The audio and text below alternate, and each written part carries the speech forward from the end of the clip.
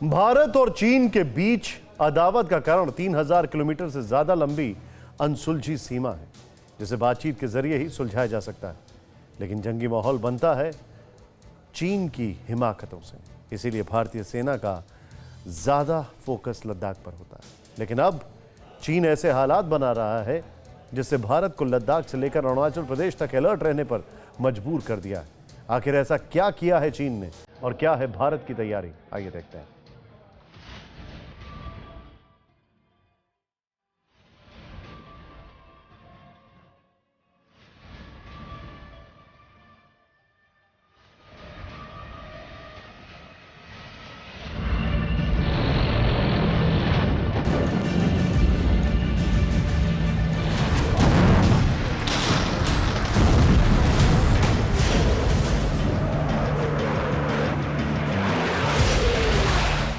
Dragon से पारंपरिक अदावत के मोर्चे पर जिस रेखा को नक्शे कदम पर आप देख रहे हैं वो आम नहीं। लद्दाख और तवांग को दो केंद्र के रूप में देखें तो मोर्चे सिर्फ दो हैं, लेकिन इसका विस्तार 3000 किलोमीटर से भी ज्यादा क्षेत्र में है और इस वक्त इस पूरे इलाके में बारूदी हलचल है।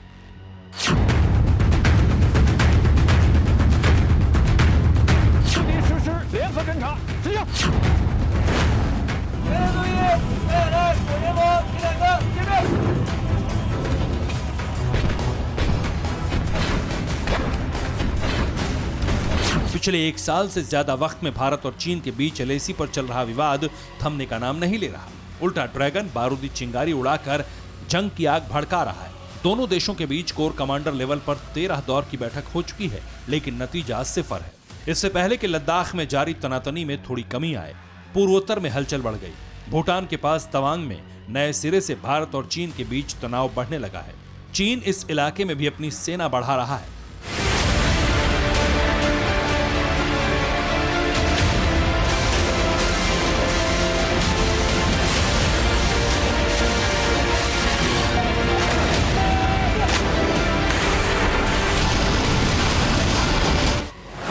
तो क्या चीन कोई नई हिमाकत करने की फिराक में? क्या ड्रैगन पूर्वोत्तर में नापाक मंसूबों को अंजाम देगा या फिर जिनपिंग सरकार कब्जे की कोई नई साजिश रच रही है?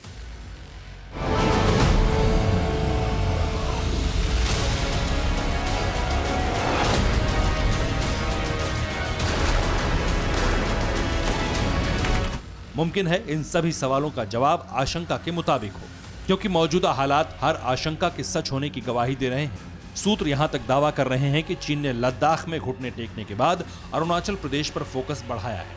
इसलिए तवांग में एलएसी के पास चीन की सैन्य गतिविधि बढ़ी है और इसके प्रमाण के तौर पर जो जानकारी सूत्रों ने साझा की, उसके मुताबिक ड्रैगन ने तवांग में एलएसी के पास बड़ी संख्या में अपनी चौकियों को मजबूत किया है।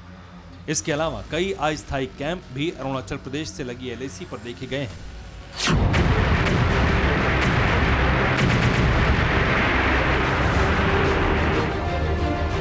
पूर्वोत्तर से लगी एलएसी पर चीन की हलचल बढ़ने के साथ ही भारत की एक्टिविटी भी बढ़ गई है। दावा किया जा रहा है कि चीनी सेना ने तवांग के दूसरी तरफ जहां अस्थायी कैंप बनाए हैं, वहां पर पहले से ही सैन्य सामान उपलब्ध हैं, जिनके साथ चीनी सेना ने वॉर ट्रेनिंग शुरू कर दी है। इधर पूर्वोत्तर में चीनी हिमाकत को देखते हुए भारतीय सेना ने भी तैयारी शुरू कर दी है।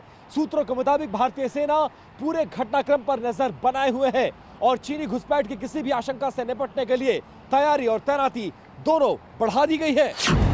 मौजूदा हालात और जारी हलचल को देखते हुए माना जा रहा है कि पूर्वी सेक्टर्स में चीनी सैनिकों की बढ़ी गश्त से टकराव का खतरा बढ़ सकता है। आशंका चौकियों और अस्थायी कैंप की आड़ में घुसपैठ की है।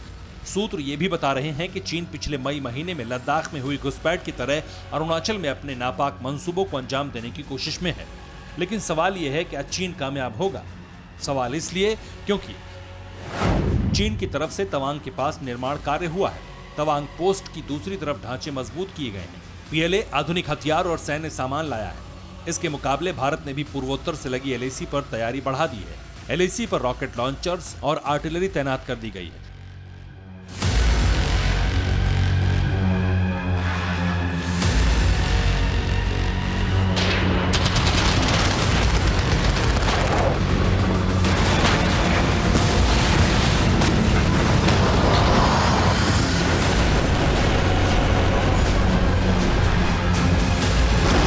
इसके अलावा 3,488 किलोमीटर लंबी सीमा पर जम्मू कश्मीर, हिमाचल, उत्तराखंड, सिक्किम से लेकर अरुणाचल प्रदेश तक फोर्स को चौकन्ना किया गया है। हालांकि ज्यादा खतरा तवांग से लगी 270 किलोमीटर की सीमा पर है, इसलिए भारत ने अभी इस सीमा पर फोकस किया हुआ है। लेकिन भारत की तैयारी का दायरा सिर्फ इतना ही नहीं है, इस दायरे में चीन की योजना को नाकाम करने की प्लानिंग भी है।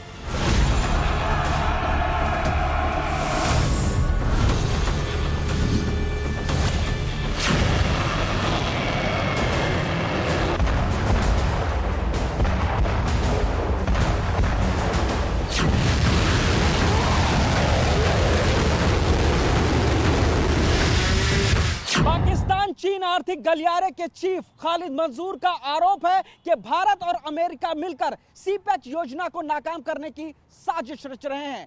यह दावा अब्दुल बासित के उस बयान के बाद आया है जिसमें कहा गया था कि पाकिस्तान के हाथ से कश्मीर फिसल रहा है। खालिद के बयान से संकेत मिला है, इशारा मजबूती से किया गया है कि पाकिस्तान चीन की सीपेक योजना पर ग्रहण लगने लगा है।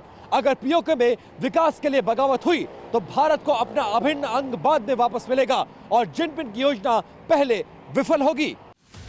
हालांकि चीन से अदावत के मोर्चे पर भारत सीपेक को लेकर पाकिस्तान और चीन दोनों को आगाह कर चुका है। ये बता चुका है कि सीपेक योजना भारत के राज्य जम्मू कश्मीर से होकर गुजर रही है, जो पूरी तरह गैर कानूनी है।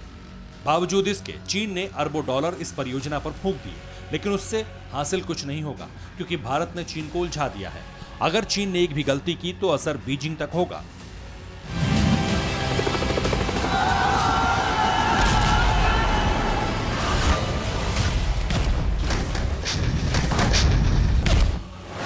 और ये जिनपिंग भी जानते हैं, इसलिए पीएलए के जरिए कुछ बड़े कदम उठाए जाने लगे हैं।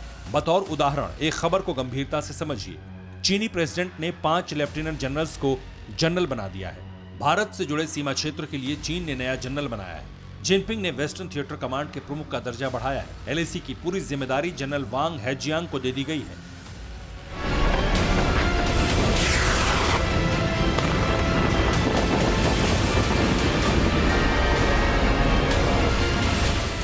माना जा रहा है कि कम्युनिस्ट सरकार ने यह प्रमोशन भारत की एलएसी पर बढ़ी सक्रियता को देखते हुए दिया है। उद्देश्य यह है कि पीएलए की निगरानी में चीन लद्दाख से लेकर अरुणाचल तक एलएसी की दूसरी तरफ सड़क, पुल और दूसरे इंफ्रास्ट्रक्चर बना पाए, ताकि भविष्य में चीन को अपना कब्जा दिखाने में आसानी हो।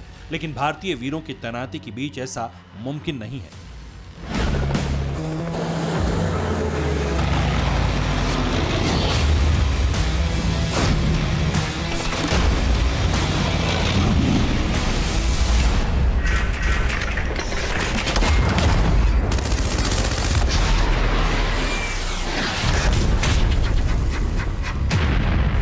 Bureau report, TV9 Bharatvarsh.